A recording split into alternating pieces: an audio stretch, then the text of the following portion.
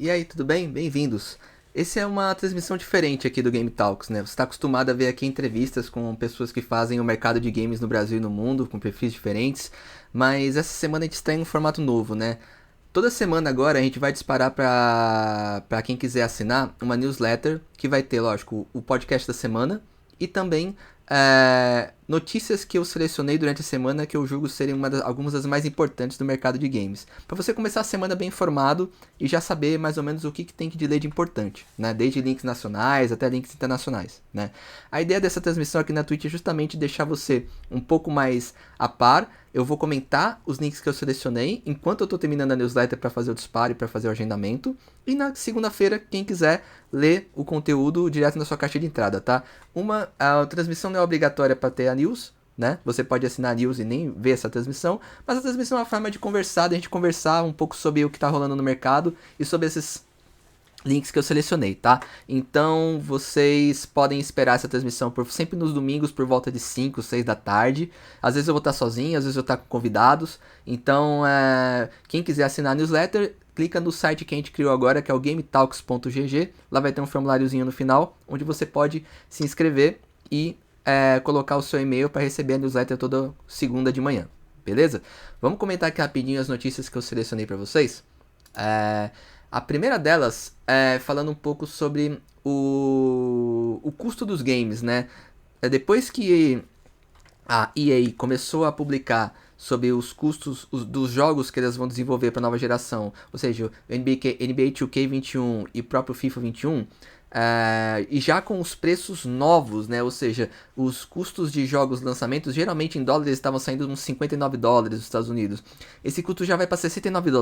Então, US$ 10 a mais, né? O que vai refletir também na Europa, acho que vão ser 10 euros a mais também. E é um primeiro aumento de jogos AAA, com jogos lançamento, em muito tempo, né? E jogos edição normal, né? E isso quer dizer bastante coisa, né? O que os analistas do mercado estão dizendo é que isso já é um repasse de custo em relação ao que estava rolando de desenvolvimento de jogos, né? Ou seja, o custo de desenvolvimento de jogos aumentou conforme os anos foram passando, né? A gente tem também o cenário atual de pandemia, tudo está ficando mais caro, desde periféricos até jogos. Não sei se você pesquisou recentemente sobre comprar um PC Gamer ou montar um PC Gamer, mas tá 5 vezes mais caro do que estava há 3, 4 meses atrás. Então eu acho que isso deve acontecer de fato, deve ter um aumento de custo de jogos aí, e quem vai sofrer, lógico, é o consumidor de jogos. Eu acho que vai ser especialmente sofrido para outros países como o Brasil, onde esse custo realmente extrapola muito mais do que só o custo do dólar. Mesmo com a manufatura dos jogos aqui, a gente já tem jogos bem caros. Então, sei lá, a gente tava falando de custos hoje na casa de 250 a 300 reais. 400, 500 reais, ninguém sabe, né? Quanto vai sair um jogo novo agora, né? E eu acho que também isso deve refletir um aumento no custo das assinaturas de jogos e de serviços ligados a jogos, né? Acho que tudo deve acompanhar um pouco essa pegada que vai aumentar conforme a nova geração chega, né? Conforme a nova geração de jogos vai chegando, né? A gente também colocou na newsletter sobre o Ninja, né? Não sei se vocês conhecem, o Ninja é um streamer muito famoso, é um dos poucos streamers que tem parceria com a Red Bull, um cara que leva 150, 200 mil pessoas simultâneas para sua live, quando elas acontecem, joga Fortnite. E até um tempo atrás, ele tinha saído da Twitch e feito um acordo com a Mixer, a plataforma da Microsoft. E nessa plataforma ele era pago para jogar, e trazer os fãs deles para lá e dinamitar a plataforma e até trazer mais audiência para Mixer, né? Isso acabou não dando certo, a Mixer nunca chegou a ser esse cavalo com tanta potência para pegar uma Twitch ou um YouTube, por exemplo. A Mixer sempre ficou ali com um pedacinho do bolo, mesmo aumentando um pouco com o Ninja, mas sempre atrás. E isso levou a Microsoft a anunciar o encerramento do Mixer agora no final de julho, né? Vão migrar a galera que já tá lá com os canais e com a audiência pro Facebook Gaming, né? Inclusive integrando o Facebook Gaming à plataforma de cloud quando o sistema de jogos na nuvem deles começar a funcionar de fato, né? Pro Ninja não foi jogo isso, inclusive ofereceram para ele migrar junto pro Facebook Gaming, ele não quis. Ele tava sem streamar um tempo, e aí a grande discussão é para onde ele iria, né? Essa semana ele começou a streamar no YouTube, né? Onde ele tem um canal de vídeos, né? A grande discussão é se ele vai continuar por lá.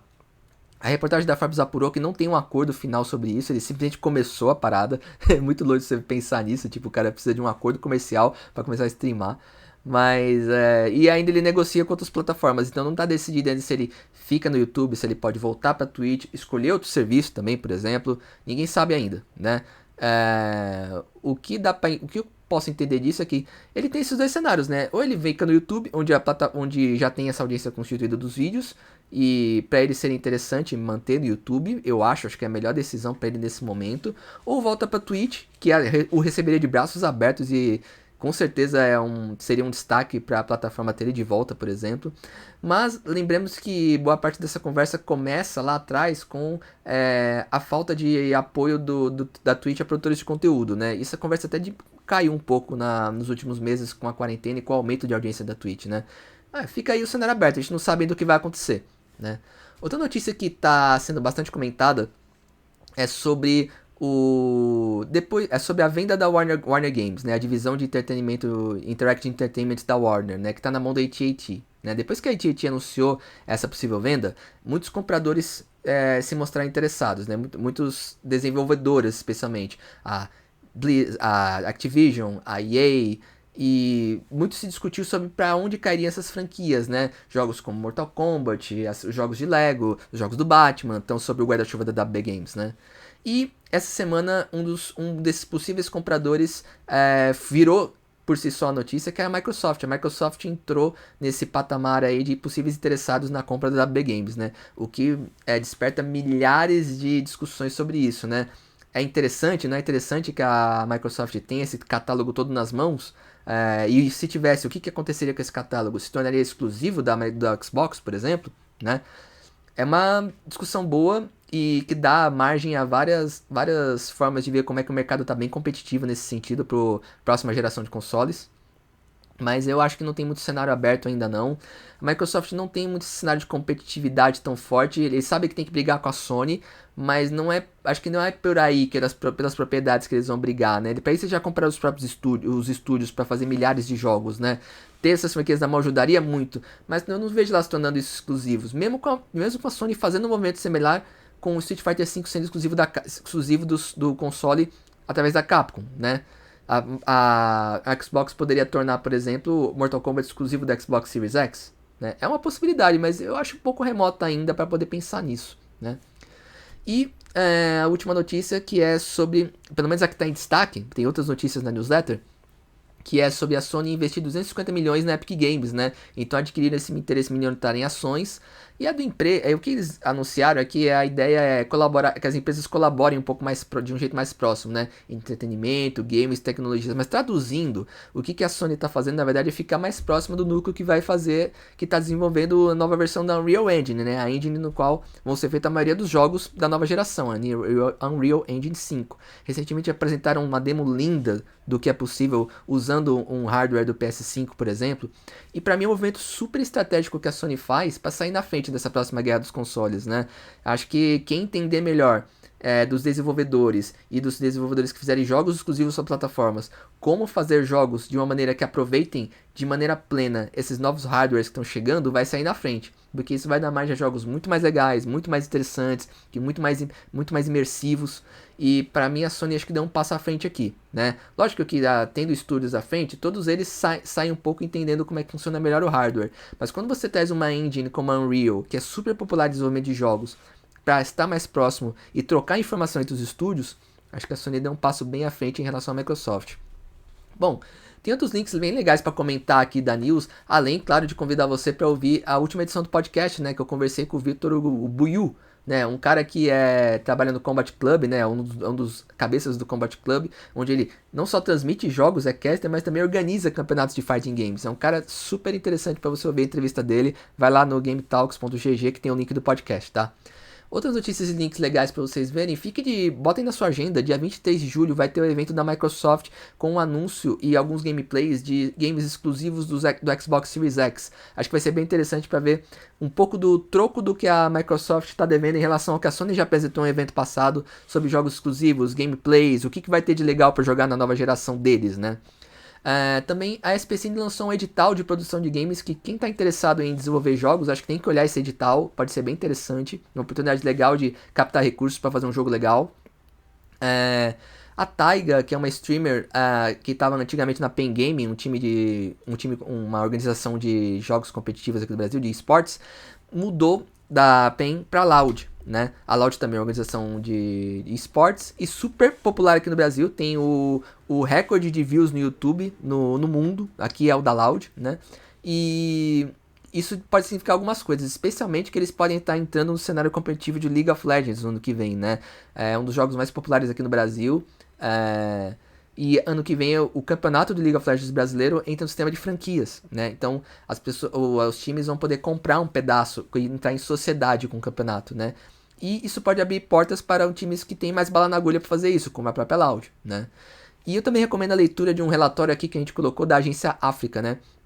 Eles colocaram um panorama sobre o gamer brasileiro, especialmente com dados atualizados de comportamento no período de quarentena. O gamer consome mais, consome menos, como é que tá essa questão? Relatório bem interessante se você trabalha nesse mercado e precisa falar com esse público.